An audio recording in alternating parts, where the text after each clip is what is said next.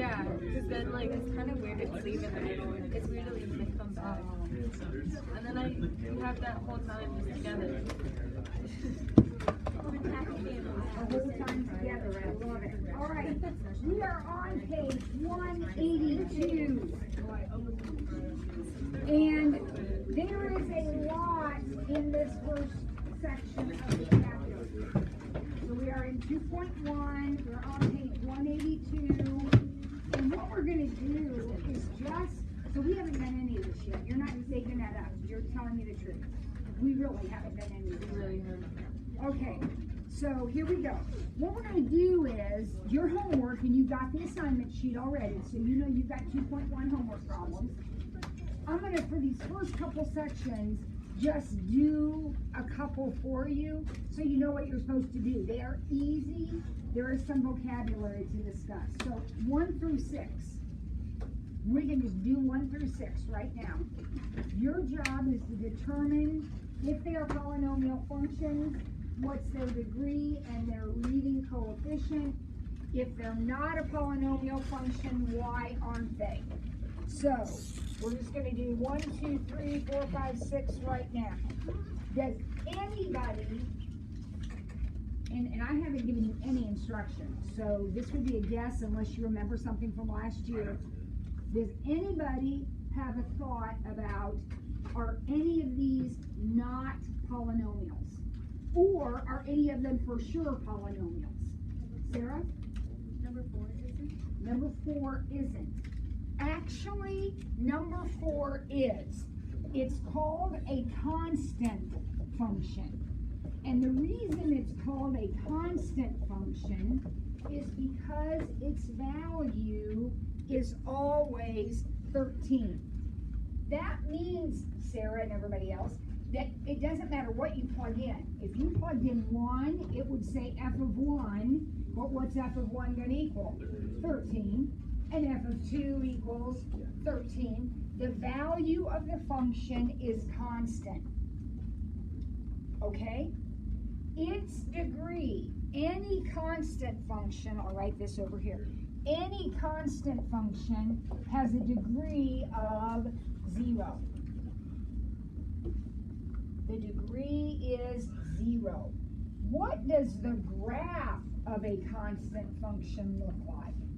Remember, f of x is the same as y, so its graph will be a horizontal line. So clearly, it's a function, right? Its degree is 0. And if you're not quite sure what I mean by degree, just hang on, you'll get it. You've talked about it before, maybe you forgot. So that one is, it's called a constant function. All right, anybody see any others that you know are or aren't? Brenton? Number 1 and number 5 aren't. Okay, now you did 2, Brenton. But, okay, we'll let you do 2. But he's right. Number 1 is not a polynomial and number 5 is not a polynomial. Now, let me give you a little piece of information about polynomial functions. When you graph a polynomial function, it will always, always be continuous. In other words, it's going to start on the left side, and it's going to go, and it might wave, and it's going to end up somewhere clear over on the right side. There aren't any asymptotes, there aren't any holes. It's not like this function, which starts in the middle. These things go on forever and ever in both directions, okay? So tell me what's wrong with number 1. Well, and what does a negative exponent mean? What does x to the negative 5th mean? 1 over x to the 5th? It's a variable in the denominator. And what do I have to be careful of when I have variables in the denominator? It can't equal 0. So if I have an x to the 5th in the denominator, then x can't be 0, which means I have a vertical asymptote at 0, which means my picture is broken, right, by the asymptote. So it says, why is that not a function or not a polynomial? It's not a polynomial because it has a vertical asymptote at 0. X to the negative 5th means 1 over x to the 5th. As soon as you put an x in the denominator, you've got a problem, potentially. So not a function. Now, having had that conversation, look at number 5. What do you think is wrong with I'm spitting on myself. What do you think? I'm so excited. What do you think is wrong with number 5? It has a radical. Okay, now stop a minute. What's wrong with radicals? Whatever is under the denominator, or under the radical, whatever's under the radical has to be positive. So anytime you have a radical in your problem, you have a domain issue, which means you're not going to run from the left side to the right side. There's going to be something like this going on. So it's not a function, or not a polynomial function, because it has a radical in it. If you raise x to a fractional power, and that's what radicals are, fractional powers, you can't be a polynomial. Would there be any way that if it has a radical, it would still count? Not as a polynomial function, no. Unless it was something really stupid like y equals a square root of x squared, because that doesn't really have a radical, because it's really just x. So no, otherwise no. Okay? All right, now, number 2 is a polynomial function. Anybody want to take a guess? If number 4 is called a constant function, anybody guess what number 2 is called? It's called a linear function. And it's called a linear function because it fits this format, doesn't it? The degree of every linear function in the world is 1. Because the power on x, the highest power on x is 1, and that's your degree. Your degree is the highest power on x. Now, leading coefficient, that is the coefficient on the term with the highest power of x. So in your line, it's easy. Your leading coefficient is just going to be whatever this is.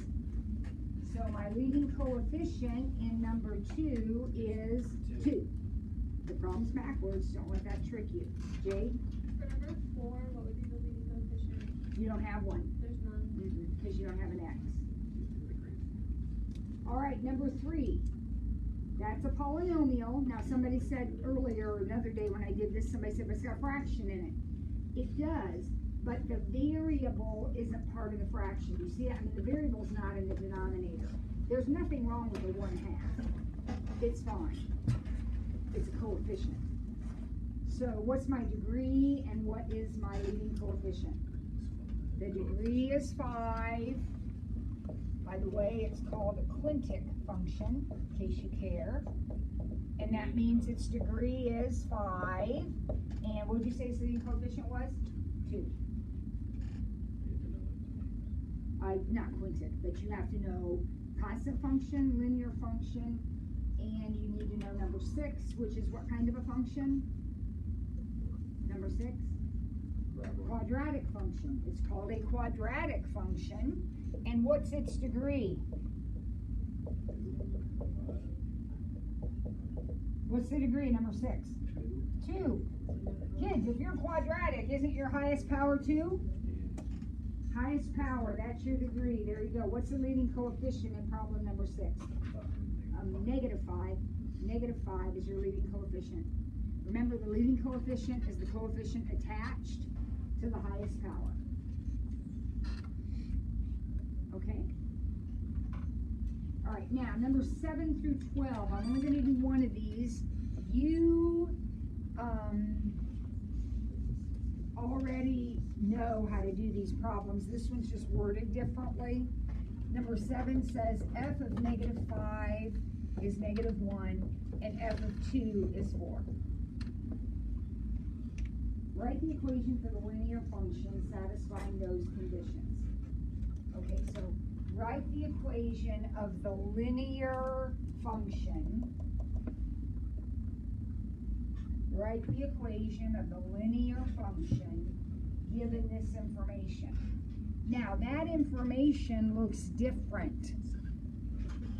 What does that information really mean? When I say f of -5 is -1, 1, what does that mean? So this is an X that I'm plugging in, and this is a Y that I'm getting out. This is just function notation for 2 points.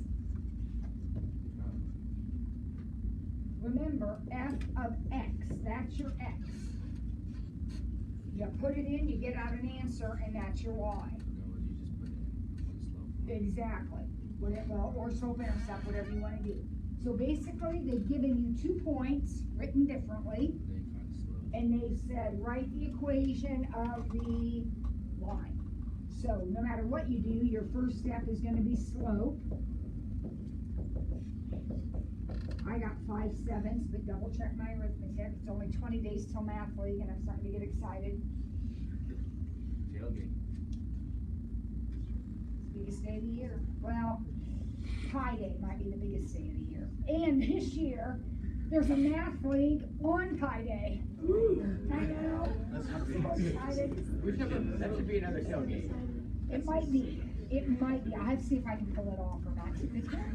You know, Mr. Ford has to come in and put up the tent and everything, and Dr. Greer's got to grill the sausages. You know, I don't know. I have to see if my team's on board, but you're right. It will be a special day. Okay, so we got our slope is 5/7. Now, you do whatever you want.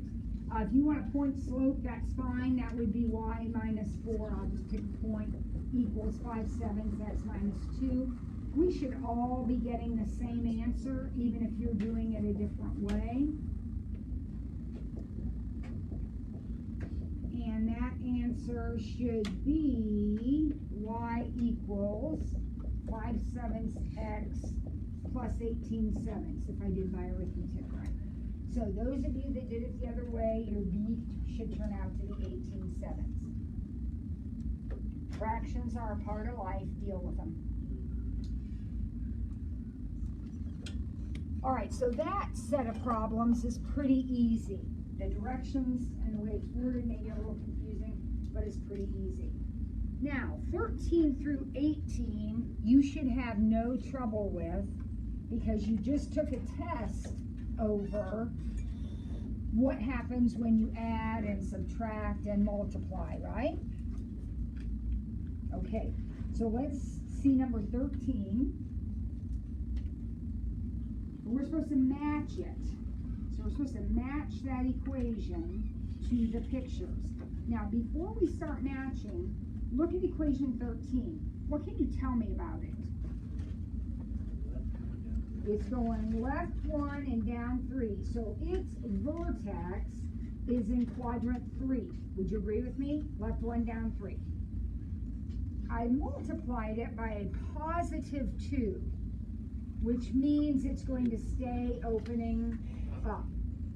All right? So I'm going to look for a parabola that has a vertex in quadrant 3 and opens up. So it would be A and D. Oh, shooty tooty. Yeah, there's 2 of them, aren't there? All right. Now, what do I do? What other technique do I have to help me? Well, I'll show you a technique I use. You can't trust the scale in the picture. In other words, see those hash marks?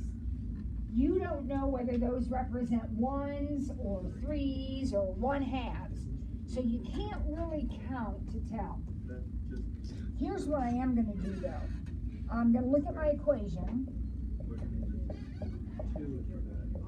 And I'm going to plug, this is A, or 13 I mean, this is 13. I'm going to plug in 0. Now you'll see why I'm doing this in a minute. I'm plugging in 0 and I got -1. Now, that means that the point 0, -1 needs to be on the graph. This is called my y-intercept.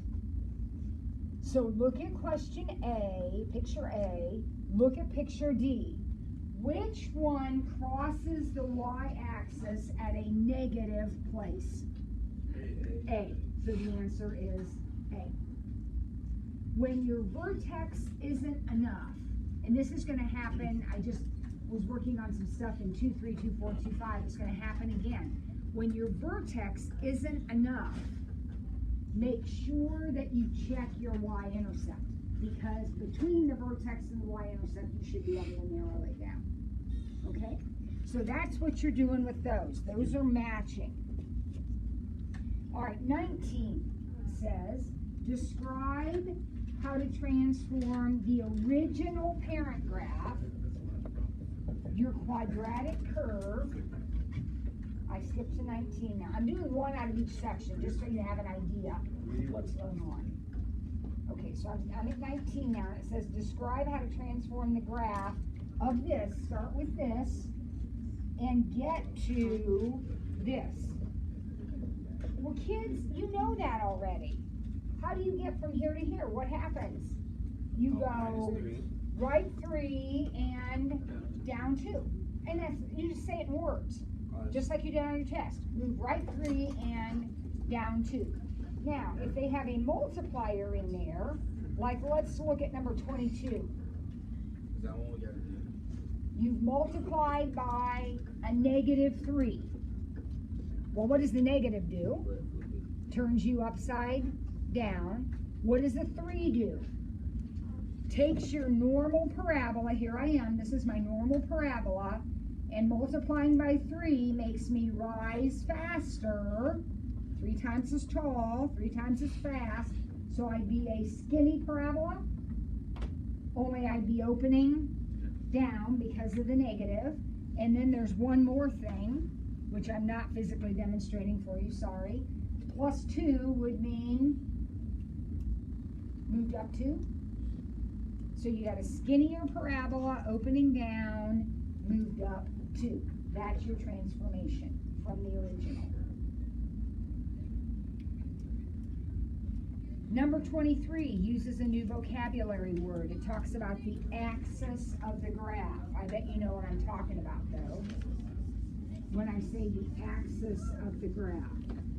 We know that 23, I'm now on 23, we know it is a parabola. Miss Ford, are we going to last lunch? Oh, we're going to lunch whenever I get to a good spot. I haven't forgotten about lunch. I would prefer we not go and we just do that the whole time, but Michael will stay to sit in, so I need to somehow fit lunch in. Okay, so here's my parabola. Where is my vertex for this parabola? All right, stop right here. How do I know it's a parabola? Because it's square. It's square. All right, squares are parabolas. Now, kids, we're moving into other things very, very soon. If it's squared, it's a parabola. This is a parabola opening up, a little skinnier than usual. And where is it positioned? Right 1 and up 5. Right 1 and up 5. So there's my parabola. This is called the vertex. This is the axis of the parabola. I am old-fashioned and I refer to it as the axis of symmetry because it is the line that if you could fold the parabola, it would be right in the middle, it would double over onto itself. What is the equation of the axis of symmetry? X equals 1. Beautiful. Beautiful. Okay? So when you talk about the axis, you already know what your vertex is. You should be fine. Now look at number 27.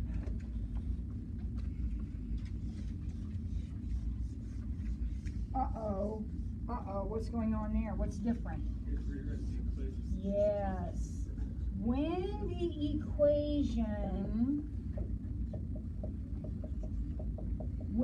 equation looks like this, it's easy to find the vertex.